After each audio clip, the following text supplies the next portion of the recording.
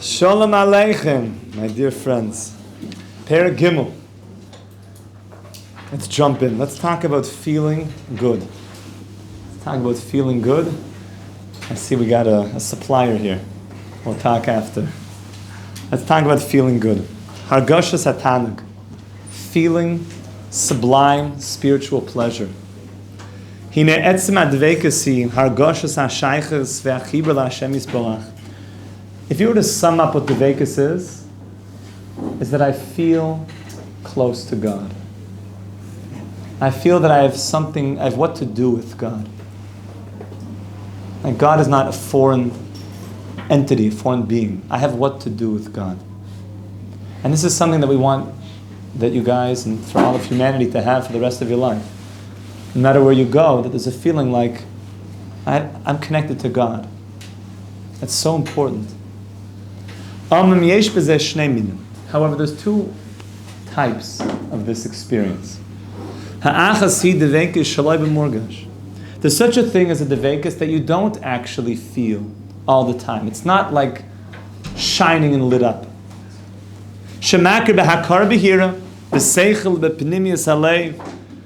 You have complete and utter clarity in your mind and your heart, in the reality of God. V'shehu imay, and you know that God is with me. You know that God is guiding you, and it's clear to you. And accordingly, you don't break different things that Hashem would not want you to do, and you stay on the straight and narrow path. And it's going to be a direct pathway to Olam Haba, to Gan Eden, to the world to come. Avaloi margish ezeh b'hargosha chaye b'leiv. But that level of Darkecha, he doesn't feel like it's like literally pumping in his heart. He doesn't feel like it's alive. He knows it with total clarity, and he lives his life that way. But it's not like it's burning. It's not burning. Is that the worst version? Yeah. Well, it's not the worst. It's pretty good. It's pretty good that a person has an absolute, crystal clear picture that God is with him. It's just, he might be some, he might be some that's not like, but still, it's not like alive with him. The hashni here, Darkecha b'murgash. The second level is when a person mamish feels it, b'murgash. God is very alive to him. It's very alive. He could be sitting there in his office, speaking to clients, and God is very alive. There's no feeling like, I wasn't feeling God today. It's every moment, and we talked there's higher and higher levels of this, but it's a feeling experience. Shemargish es ora Darkecha b'hargosha chama v'boyeres b'leiv. He feels that connection to Hashem with warmth, and there's a fire in his heart. B'kli hargosha. Because the heart is the vessel of feeling, of emotion. His heart is very open to God feelings. And that will also help him in the long run, that when other people are trying to offer him some other feelings and sell their wares of different feelings that he might be being offered, he'll say, no, thank you, please. You know that these platforms are psychologically analyzing your facial expressions, what you watch, how you respond, and they spend billions of dollars just to know how emotionally you respond so they can grab you in that place. That's why these platforms are so unbelievably addictive, because they know they've got our emotions like putty in their hands. So it's hard to feel totally lit up with God if their emotions are being taken to the other side. So we want to reclaim our emotions. That's why a person lives with Darkecha and it's alive in his emotions. He's not buying what they're selling, because he says, I know what real emotions are. Ubeder klal, and generally speaking, when a person gets this, when he gets to this place of feeling God in a very clear way, he will start to feel exceptional levels of pleasure. Ta'anug. I don't know if there's an English translation for the word tanug. Pleasure's okay, pleasure's pretty good, but it's like a divine pleasure, it's blissful. We talk about Oneg Shabbos. The Oneg Shabbos is not just the pleasure of, the good food. It's everything all put together. The company, the scintillating conversation, the songs, the feelings of warmth, the clothes, the emotions of Shabbos.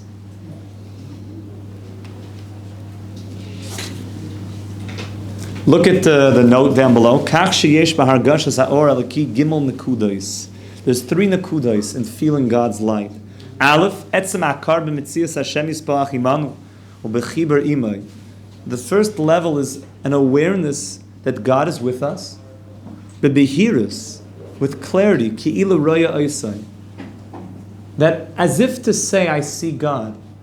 You see my hand? How many fingers? 5? It's clear to you? What if I bring you proofs that there's not 5?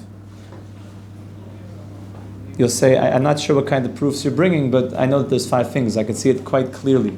That's what Rabbi Noach would call 5-finger clarity. I know there's 5 fingers. I observe it. That a person can get to that place with God as if like he sees that God is so clear to him, that the reality of God is clear. That's level number 1. Then there's hargoshes hadvekes, b'hargosha chaya, umeira beliboy, and then something starts getting lit up in his heart more emotionally. V'zehu nikra b'derech klal hargoshes or. That's what we talk about. You're feeling the light. I'm in the light. I'm feeling that light. I'm feeling that warmth. This is all an introduction to Chanukah.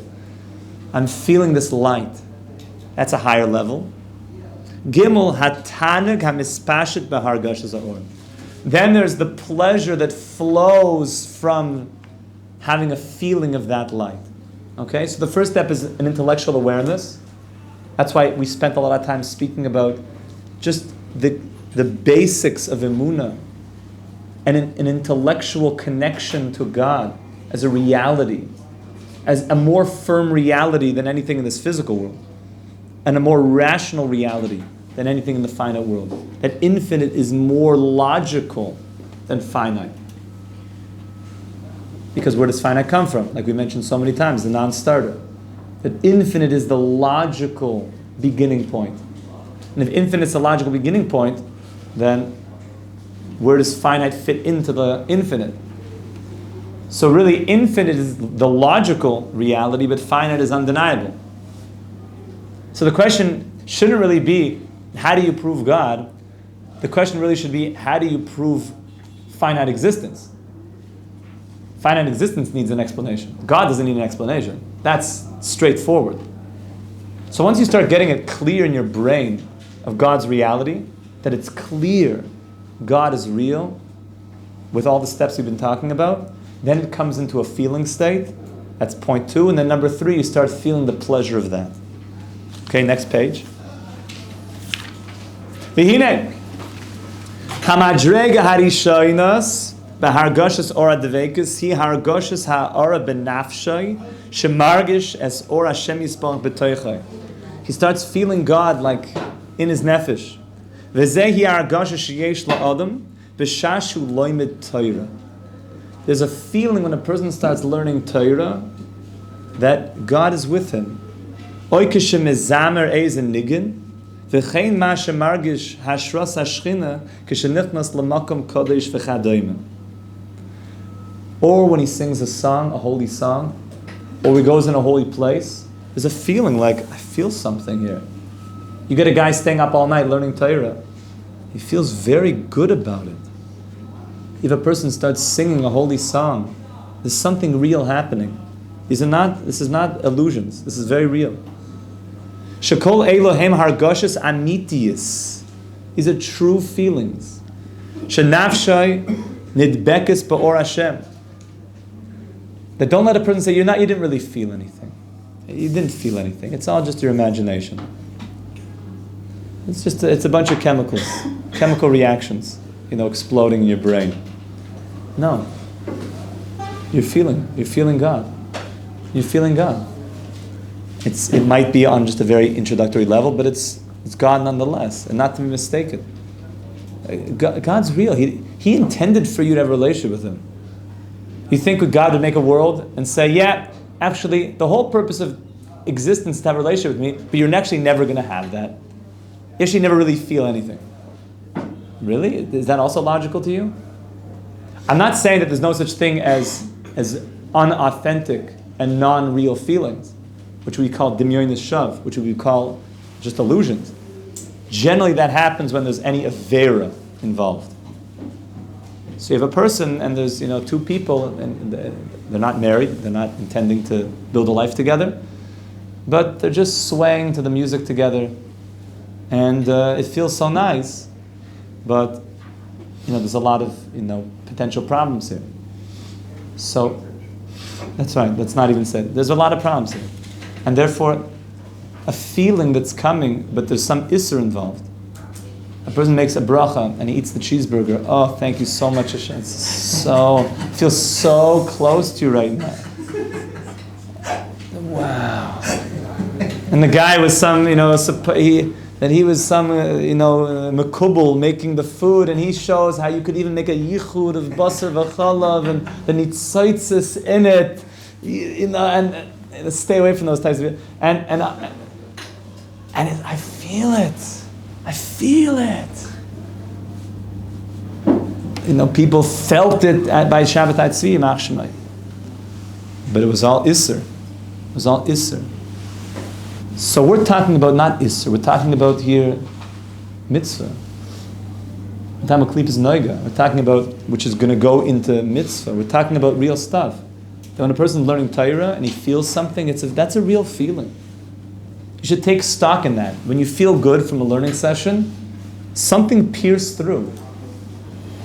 You should dance a little bit, like a shtickle niggin, like, oh, thank you, Hashem. Thank you, Hashem. Thank you that I'm starting to have these authentic feelings, that now I'm reclaiming the power of feelings. That my feelings were, given over to the other side, prostituted to the other side. But I want to take my feelings back. My feelings are very sacred. I want to use my feelings and my emotions in holy ways now. So that's called holy.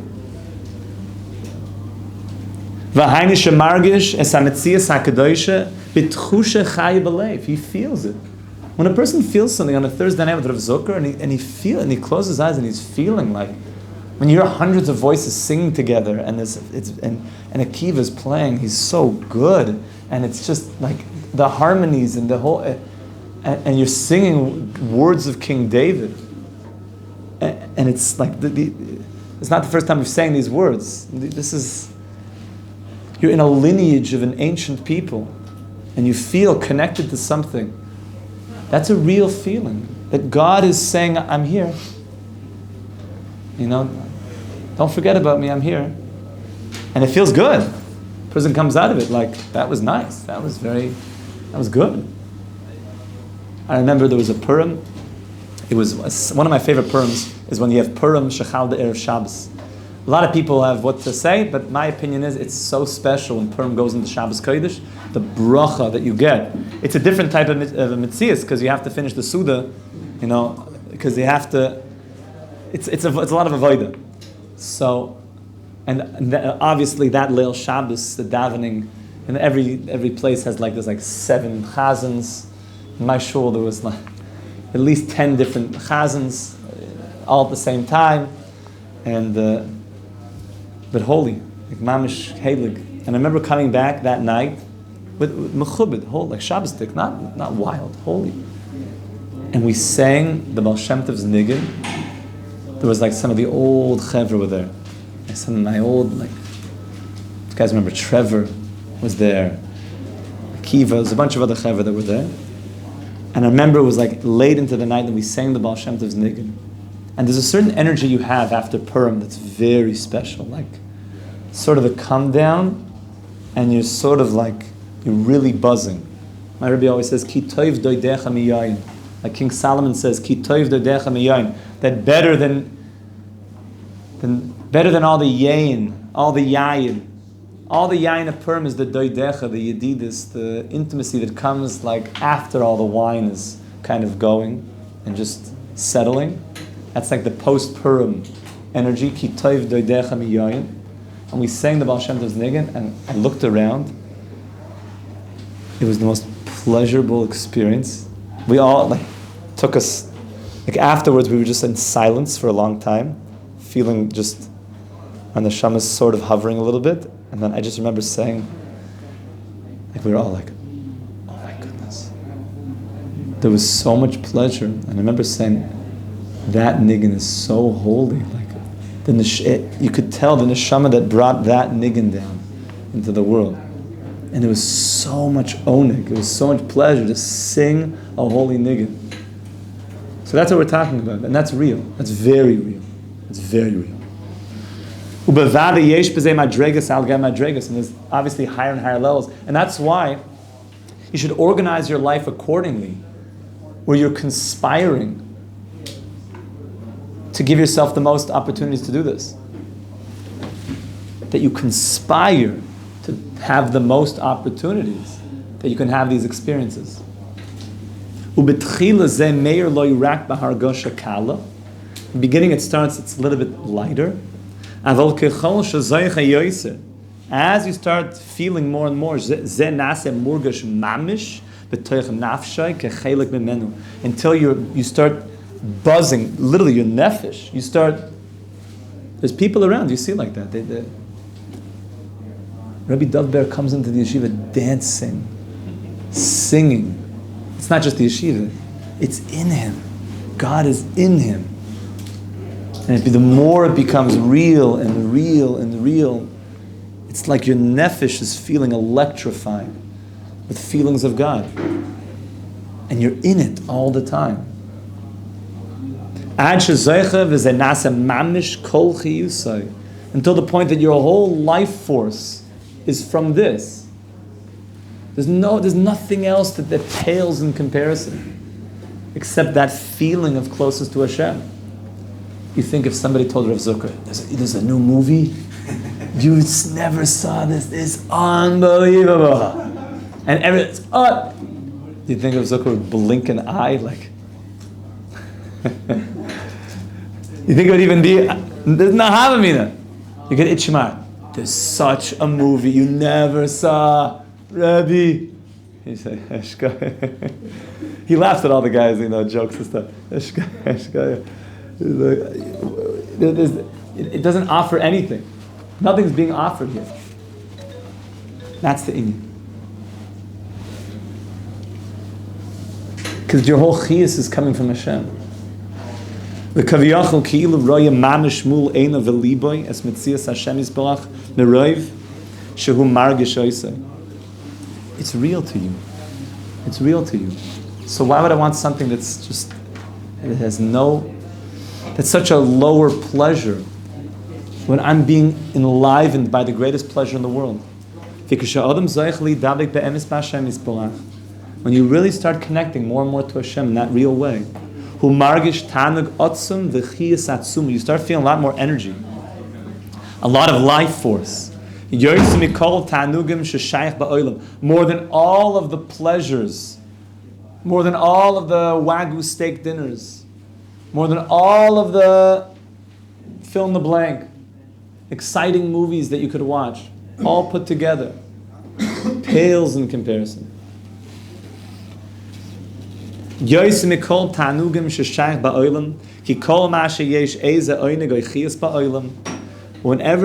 you feel that there is some pleasure in this world, this is such a beautiful line, any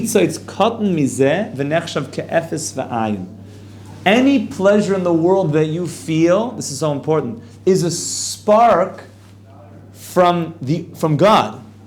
Which means, if you get a pleasure from a steak, wow, this steak, yeah, wow, this steak.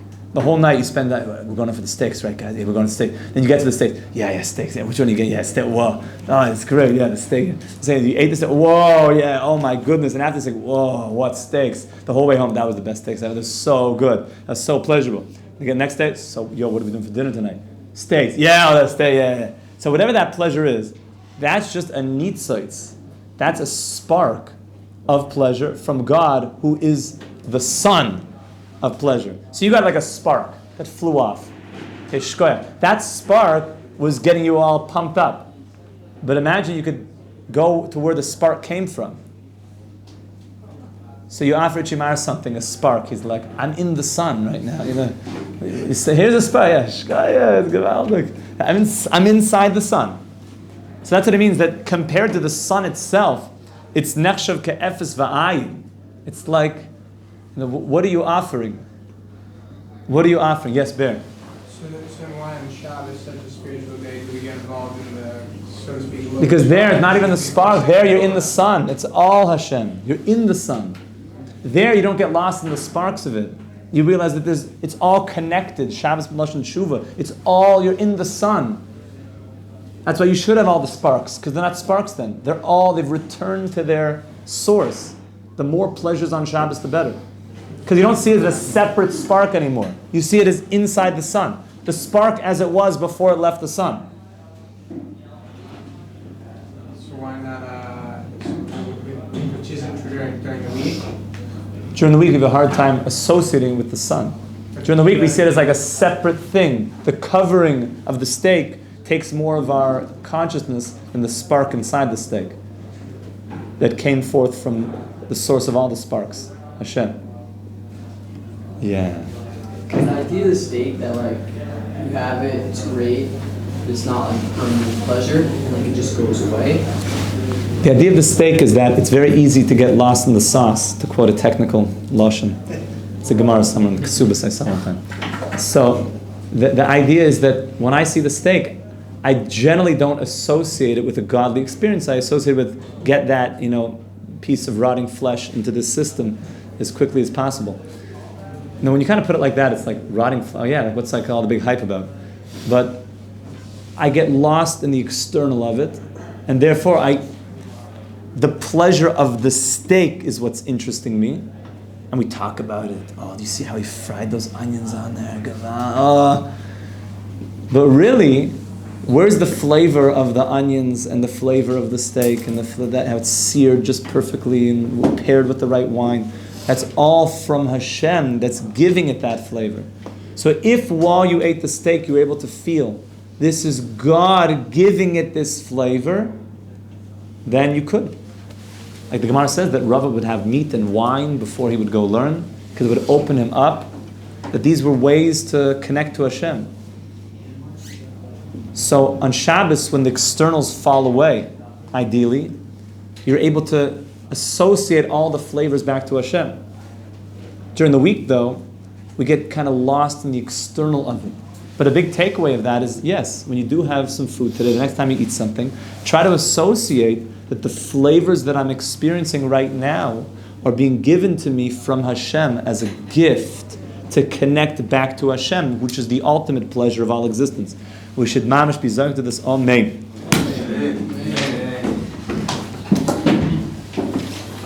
Due to a request, I think we're going to be going into Chanukah.